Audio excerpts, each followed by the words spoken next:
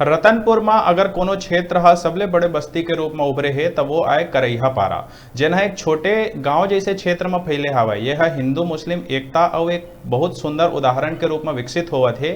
ये बस्ती में मुस्लिम समाज के एक मिर्जा परिवार वर्षों से निवास रहते। बताया जाते है कि इखर द्वारा ताजिया बनाए के परंपरा लगभग 400 बछर पुराना है और ये परंपरा ला कायम रखे के खातिर अवैया पीढ़ी मन के द्वारा पूरा तल्लीनता के संग यहाँ ताजिया बनाए जाते।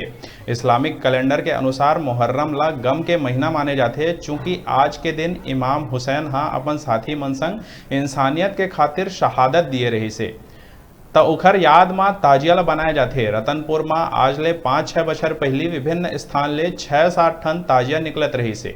फिर अब धीरे धीरे ताजिया निर्माण के कला हा नंदावत जावत है और आज के स्थिति में सिर्फ करैहा पारा के मिर्जा परिवार के द्वारा निर्मित लोहा के ताजिया के ढांचा में हर बछर मुहर्रम महीना में 10 दिन के भीतर ही दिन रात एक करके अनेक रंगीन चमकदार कागज ला कटिंग करके और अनेक जालीदार मेहराब और बांस आदि लगा के एला नवा रूप दिए जाते।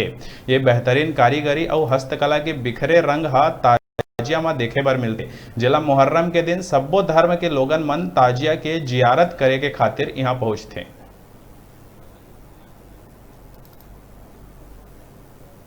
बनाते हैं 1 से 10 तारीख तक के हिंदू मुस्लिम मिल करके बनाते हैं और सब मिलकर त्यौहार बनाते हैं। और क्या किया जाता है मनाने के लिए?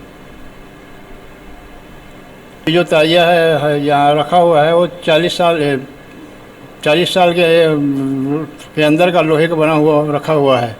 इसको हम लोग पहले कागज लगाते हैं, फिर उसमें अबड़ा वाला कनक वगैरह लगा करके सब मिलजुल करके बनाते हैं।